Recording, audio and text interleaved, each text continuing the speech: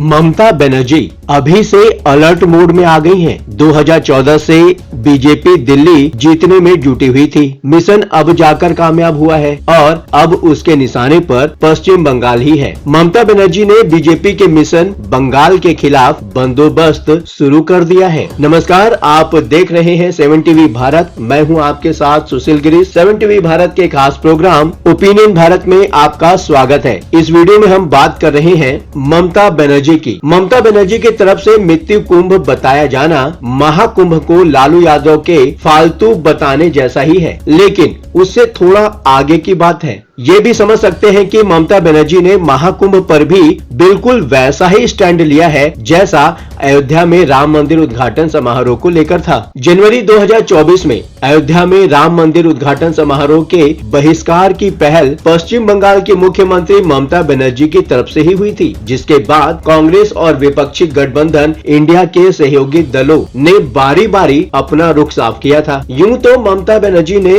ऐसा बोलकर बीजेपी को निशाना बनाया है, लेकिन लगे हाथ कांग्रेस नेता राहुल गांधी को भी लपेटे में ले लिया। ममता बनर्जी का बयान राहुल गांधी के महाकुंभ में डुबकी लगाने के ठीक पहले आया है और मृत्यु कुंभ बोलकर ममता बनर्जी ने राहुल गांधी को भी सकते में डाल दिया है। हो सकता है आने वाले दिनों में राहुल गांधी को भी महाकुंभ स्नान के लिए विपक्षी खेमे की तरफ से ही कटघरे में खड़ा कर दिया जाए। राहुल गांधी के महाकुंभ दौरे को लेकर अपडेट तो यही है कि पूरे परिवार यात्रा का प्लान फाइनल हो चुका है। महाकुंभ में ममता बनर्जी और बीजेपी की ये रस्साकसी को समझना है, यानी कि इस बात को समझना है तो पूरा सुनना होगा। वीडियो पसंद आए तो लाइक, शेयर और चैनल को सब्सक्राइब करने के साथ साथ एक प्यारा सा कमेंट लिख सकते हैं। वीडियो में आखिरी तक बने रहिए। ममता बनर्जी महाकुंभ पर कांग्रेस अध्यक्ष मल्लिकार्जुन खड़गे के बयान के बाद राहुल गांधी के संगम जाकर डुबकी लगाने का कार्यक्रम तय होना भी दिलचस्प लगता है।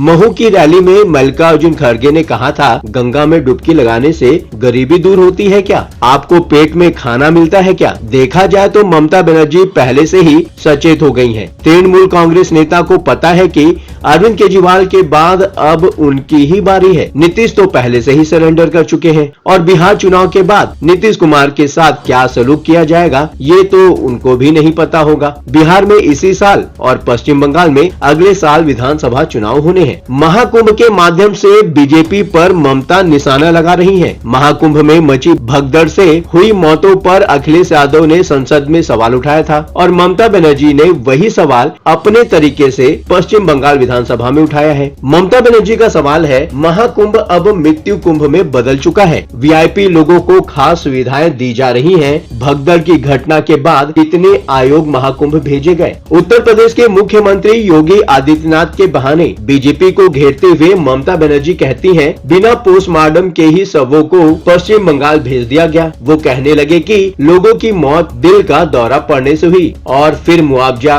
नहीं दिया जाएगा। हमने यहाँ पोस्टमार्टम किया क्योंकि आपने बिना डेथ सर्टिफिकेट के शव भेज दिए। लोगों को मुआवजा अब कैसे मिलेगा? विधानसभा में ममता बनर्जी कहती हैं, मैं महाकुंभ का सम्मान करती हूँ, मैं पवित्र गंगा माँ का सम्मान करती हूँ, लेकिन वहाँ गरीबों के लिए कोई ढंग की व्यवस्था नहीं है। अमीरों के लिए 1 लाख रुपए तक के टेंट का इंतजाम है। मेले में भगदड़ की स्थिति बनती है, लेकिन एहतियाती इंतजाम जरूरी होते हैं। यूपी के पूर्व मुख्यमंत्री अखिलेश यादव ने ममता बनर्जी का सपोर्ट किया। अखिलेश यादव ने कहा है, ममता बनर्जी ने जो कहा वो सही है, क्योंकि भगदड़ में उनके राज्य के लोगों की जान गई है। मामले में एफआईआर भी दर्ज नहीं हो पा रही है। महाकुंभ पर विपक्षी नेताओं के बयान पर एक साथ रिएक्ट करते हुए योगी आदित्यनाथ ने सनातन का अपमान बताया है। यूपी विधानसभा में योगी आदित्यनाथ कह रहे थे, जब हम यहाँ चर्चा में भाग ले रहे हैं, 56.25 करोड़ से अधिक श्रद्धालु प्रयागराज में डुबकी लगा चुके हैं। जब हम सनातन धर्म, माँ गंगा,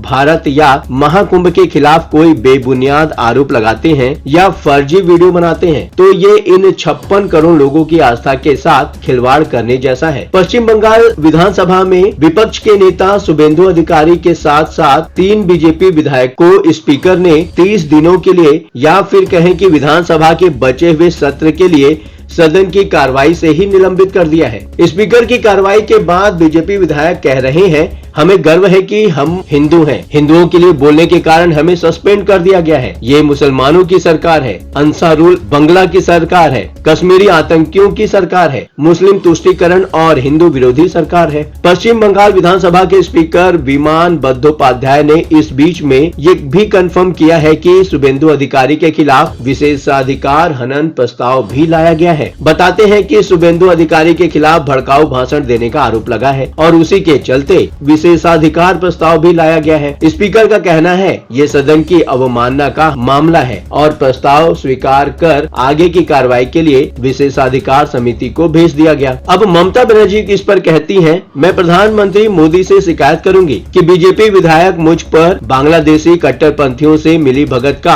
आरोप लगा रहे हैं। अगर बीजेपी ये साबित कर दे कि मेरा बांग्लादेशी कट्टरपंथियों से संबंध है तो मैं इस्तीफा दे दूंगी। ये भी असल में ममता बनर्जी की रणनीति का ही हिस्सा दिखाई देता है। फिलहाल इस वीडियो में इतना ही। आपका क्या सोचना है? कमेंट बॉक्स आपका है, बेझिझक अपने विचार कमेंट बॉक्स में शेयर करें। हाँ, चलते चलते ये बात भी बताना जरूरी है कि 7 टीवी भारत अपने दर्शकों की राय और सूचनाओं के लिए हमेशा खुला है। अगर आपके पास कोई महत्वपूर्ण खबरें, अहम घटना, सामाजिक मुद्दा या कोई ब्रेकिंग अपडेट हो तो वीडियो में दिए गए नंबर पर व्हाट्सएप द्वारा आप हमसे संपर्क कर सकते हैं। आपके विचार, आपके सुझाव हमारे लिए मायने रखते हैं। अब आपकी बात नहीं रहेगी अनसुनी। ये प्लेटफॉर्म है आपका, आपकी आवाज को बुलंद करने का। वीडियो पसंद आया हो तो वीडियो को लाइक करें, साथ ही चैनल को सब्सक्राइब करके 7 टीवी भारत के परिवार का हिस्सा बने। लगातार खबरों के लिए बने रहिए 7 टीवी भारत के साथ।